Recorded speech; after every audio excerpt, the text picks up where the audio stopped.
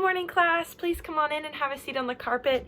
We are going to be starting a unit on inventors and inventions, and throughout this unit we're going to be learning about the inventors and the inventions they've made and how these inventions are still sometimes around today and how they've impacted and changed our economy. So today our learning target is I can write how an invention has contributed to the economy, and this is going to be in specific to a specific individual, which we'll find out very shortly. So I want you all to come and have a seat on the carpet, and I'm going to pass around this dollar bill to each of you. They're not real, but it is a $100 bill. So we are going to do a little scavenger hunt and find out the individual we're studying today by researching who is on the $100 bill and some fun facts about him. So you guys can go back to your seats and take out your Chromebooks. We are going to find out who the person on the bill is, why they're on the bill, and 3 interesting facts that you know about them. I'll give you about 5 to 7 minutes to do this, and then we're going to come back to the carpet and we're going to share our findings, okay? Okay, friends, good job. Let's come back to the carpet. We are going to see what you guys found about the inventor who is on our $100 bill. So who did you guys find? Good, it was Benjamin Franklin. He is on our $100 bill, and one interesting thing is that he is actually not a president. Most presidents are on the $100 bill, but he's right now one of 2 people who are not a president who is on a dollar bill. So what are some things that you guys learned about him? Good. So yeah, he was a founding father of the United States, and he did help with the Declaration of Independence. He was a scientist. He was an inventor. He invented the lightning rod. He invented a stove. He invented bifocals. He invented so many different things, even ways our society works, like having a post office, a library, a fire department in our towns. So he was a very creative person, and today we're going to be learning about some of his inventions. And how they've changed America today. So I'm going to start by reading you guys a book called Now and Ben, The Modern Inventions of Benjamin Franklin.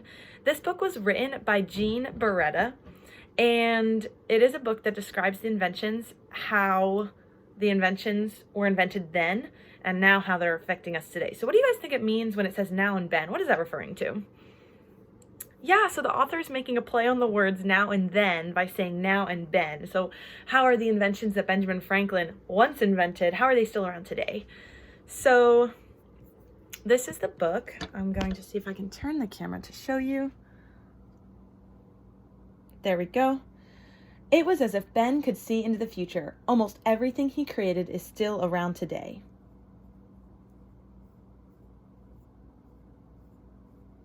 Now, our newspapers are filled with illustrations. So now there are illustrations in our newspaper, there are photos. Ben, he was the first to print a political cartoon in America. The cartoon encouraged the American colonies to join together or die like the disconnected snake. That was the very first image that was in the newspaper. Now, bifocals are very common. Bifocals combine 2 sets of lenses into 1 pair of glasses. The bottom lens helps see near, and the top lens helps see far. So right here, it's a little hard to see, but there's a line right here. So if you look down, you can read really closely and see things close. And if you look up, right up here, you can actually see far away. So now people didn't have to wear 2 sets of glasses. They could just wear 1. Ben originally designed bifocals for himself after he grew tired of switching between 2 pairs of glasses. So he had to wear 2 pairs, and he couldn't get any work done because he kept having to switch the glasses. Now, our world relies on electricity. In the 18th century, many people still believe that lightning was an act of anger and punishment from God. That's kind of silly. We know now that lightning's just from thunderstorms. Ben was one of the scientists who discovered the true nature of electricity and how to use it. He learned that lightning is electricity when he attached a small metal wire to the top of a kite and gathered electricity from a storm cloud. He actually shocked himself doing that. Isn't that crazy? There was so much electricity that he gathered that he actually shocked himself. Now, we have many buildings and homes that use lightning rods to protect against lightning strikes. So this little pole right here will actually absorb all of the lightning shock, and then it won't burn down any houses or trees or stuff like that. Well, maybe not trees. Ben invented the lightning rod and was the first to use it. The pointed iron rod acts like a magnet and grabs an approaching lightning bolt from the sky before it can strike the rooftop. The electricity then travels safely down a long wire into the ground. It prevents fires and keeps dangerous amounts of electricity away from the house. Now, this gadget goes by many names, such as the grabber. Everyone has seen one. It's the long stick that helps grab items from out-of-reach places. Have you guys ever seen these at Kohl's or at a store where the arm can get things that are really high, maybe hangers or books or hooks? Ben invented the original device and called it the long arm because it worked like a very long arm. So he liked to read, so he first started using this to pull books off the library shelf, but now we use it for everything. Now, swimmers and divers use flippers to move faster through the water. Now, ships travel across the Gulf Stream to take advantage of the faster current. Now, we understand and accept the benefits of vitamin C. Ben invented things even when he was a boy. He was an avid swimmer and built wooden flippers for both his hands and feet. Ben measured, charted, and publicized the Gulf Stream during his 8 voyages across the Atlantic Ocean. Isn't that crazy? Ben was this crazy inventor, and he had time to go 8 times across the Atlantic Ocean. Ben was an early promoter of eating citrus fruits to help prevent a disease called scurvy. Now we use vitamin C to help keep us healthy during the winter. You can get vitamin C from oranges or some other medicines like citrus fruits as well. Now, for a musical interlude. This is actually a musical instrument. Ben invented the glass harmonica. He was able to create music by simply touching his wet fingers to a row of spinning glass bowls. Mozart and Beethoven were so moved by the sounds that they composed this for the instrument. Isn't that so cool? We can actually do a little experiment maybe in science class where we can make glass noises ourselves. The more water you have and the bigger or smaller the glass, the higher or lower the sound will be. It's very beautiful. Today, glass harmonicas are very rare. You are more likely to find one in a museum than in a music store. Now, our fireplaces are very efficient and easy to use.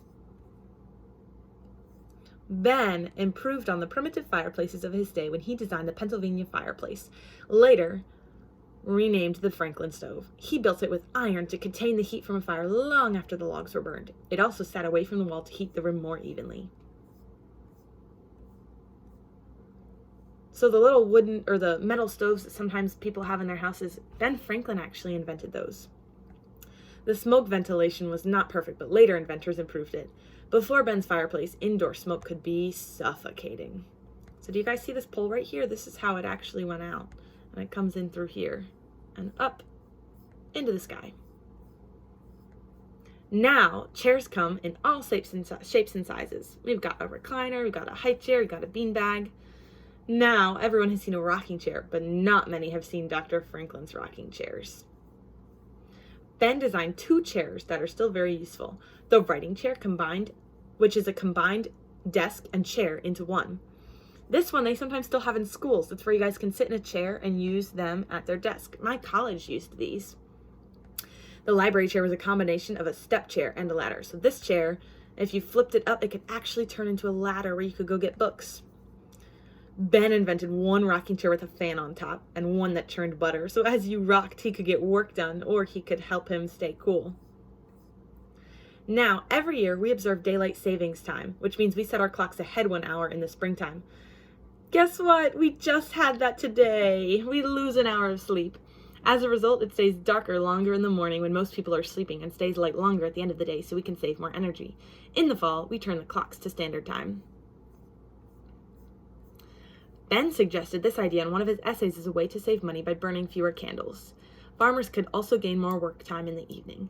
Daylight saving time was not officially practiced until World War I, more than 100 years later, so no one actually followed through with his idea until he was long gone.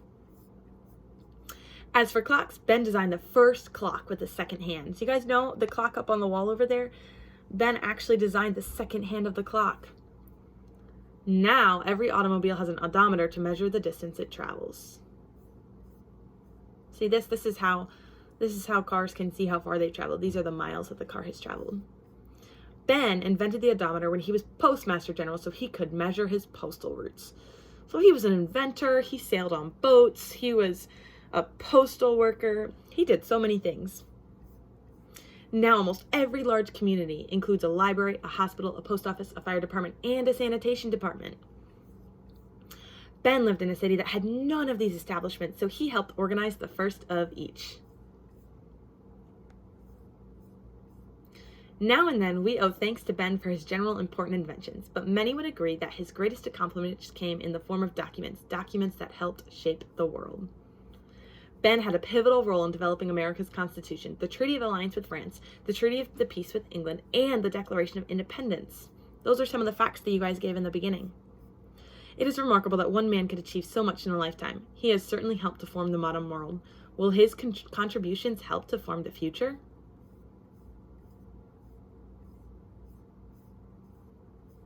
The end. So we see here that Ben Franklin has invented so many things, and so many things are actually around today. They have changed and truly shaped America. So, in summary, can you guys remember some things that he invented? Yeah, so he invented the bifocals, the long arm, the lightning rod, the stove. He helped figure out that vitamin C could help with your immune system. He invented flippers for swimming and pictures in newspapers, political cartoons, a rocking chair with a fan, a desk chair, and he invented daylight savings times. There are so many different things that Ben Franklin invented, and we still have them today. They've helped and changed and shaped America. So today, we're going to do some research on our Chromebooks, and we're going to create an advertisement for one of his inventions. Who knows what an advertisement is? Yeah, good. So an advertisement is when we want to promote something to the public to make them want to buy it. So we want to make Benjamin Franklin's invention sound so great, and we want to persuade people to come and buy his inventions, okay? So you guys can pick any of the inventions that he's made. You're going to find a photo of one of his inventions. So on Google Classroom, I have made each of you guys a Google document. So you need to include your name, your date, and the title of your advertisement, which will just be Benjamin Franklin and then the invention that he made. Then you're going to post the photo of the question that you have on the top part of the document, and then you're going to write your advertisement. So you're going to write all about the invention. You can describe it, and then I also want you to include at least 2 reasons why the invention is good and how it has changed the world we live in today. So it needs to be 5 to 7 sentences about what the invention is and how this invention has shaped our economy today. Again, your job is to want to sell your invention to the rest of the class. We're going to present these at the end of the class, and we're going to see who can sell us the best invention, which invention they think is the best that Benjamin Franklin had. So I'll go give you guys time to do that, and then you guys will come back to me. Okay, class, so now we're going to come and present our advertisements. You guys have all submitted them on Google Classroom, so now I'm going to project them onto the board. Please bring your writing journals with you and a pencil. I'm going to project your advertisements onto the whiteboard, and when yours is projected, you will give a brief summary and proposal as to why we should buy your invention, really Benjamin Franklin's invention, but the invention that you chose, and how it would benefit the world we live in today. You can do how it has benefited or how it could benefit us even more. While your classmates are presenting, please sit quietly and keep your listening ears on, okay? As your exit ticket, we are going to write one invention that your classmates presented and one way that it benefited the economy. So in your writing journals, I just want you to have your listening ears on, and all you need to do, just to make sure you guys are paying attention and can listen to your classmates, we're going to write one invention of your classmates that they did and one way that it changed the world, okay? You're going to leave your writing journals when you exit the class on my desk so that I can check over them, okay? Okay, class, all your presentations were amazing. I really enjoyed listening to all of them. Benjamin Franklin really made so many wonderful inventions, and you guys did such a wonderful idea advertising his inventions and showing how they could change the world. We're going to be learning about many more inventions later this week. So just get excited for this unit because we get to see how all of these men have been inventors, and we're going to learn that even you guys can be inventors and just use the giftings that God has given you to change the world.